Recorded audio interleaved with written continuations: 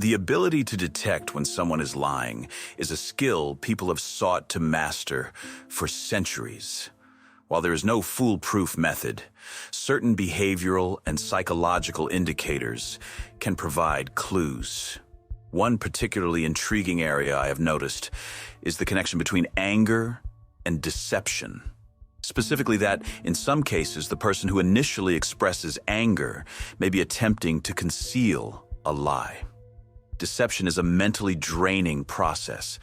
It requires the liar to construct a false narrative, suppress the truth, monitor their own behavior for inconsistencies, and anticipate potential questions. This cognitive load can lead to emotional leakage, where genuine emotions, often associated with the guilt or anxiety of lying, seep through the carefully constructed facade. The mask they wear will eventually fall off as the weight of carrying it will become too exhausting. My personal take on this is that the truth always comes out in the wash. Regardless of how many lies they tell, they cannot hide everything. At some point, the people they've lied to will stumble across the truth, ironically, by accident. My thoughts are that if you tell the truth and are always your authentic self, you don't have to remember what you've said, and you'll never have to wear that mask. While fear is often associated with deception, anger can also serve as a prominent emotional display. The reasoning for this is that anger can effectively deflect attention away from the lie and onto the perceived wrongdoing of the accuser.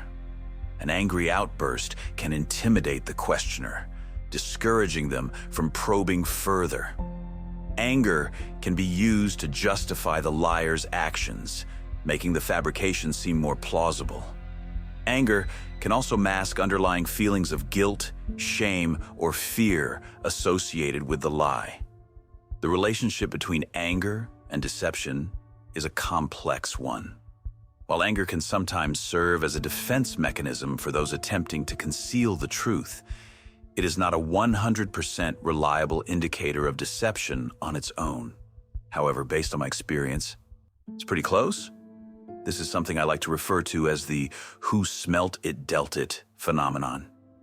I understand the comedy of referencing the lack of taking responsibility for our own actions and lying to a fart joke, but hear me out.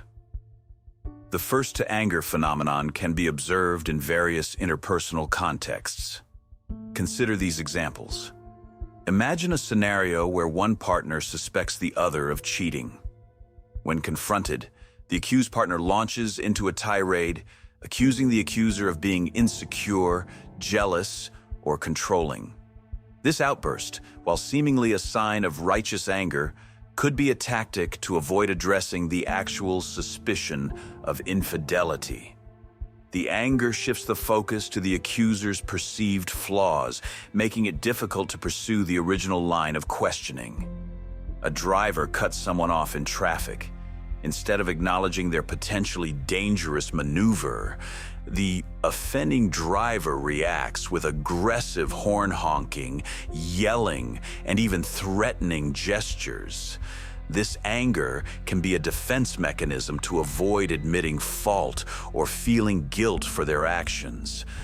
By projecting blame onto the other driver, they can maintain a sense of control and avoid facing the consequences of their behavior.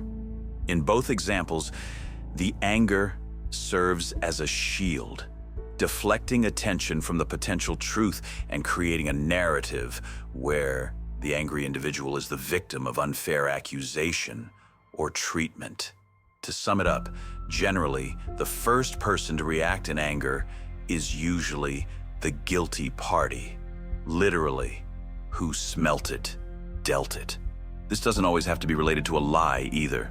Sometimes just being yourself can call out what is missing in someone else. The same theory applies here as well. This can be seen in face-to-face interactions, social media, pretty much anywhere that you interact with another person. The individual that acts out in anger towards you, either written or verbally, is most likely someone who is intimidated by you.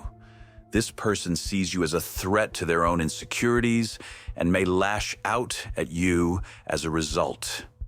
What they see in you, your strength, intelligence, sense of humor, drive, or motivation, the list goes on, may be something they feel they don't have. They may feel inadequate about who they are and then lash out at you, saying something horrible in an attempt to throw you off your game. However, if you are like me, this generally doesn't work, as you've seen this behavior before and can recognize it for exactly what it is. Learning to see what people are doing and then attempting to understand the why behind it can relieve a lot of confusion as to why someone is reacting like they are to a simple question, or why they behave a certain way when you interact with them. Remember, if you know where the anger is coming from, you have your answer.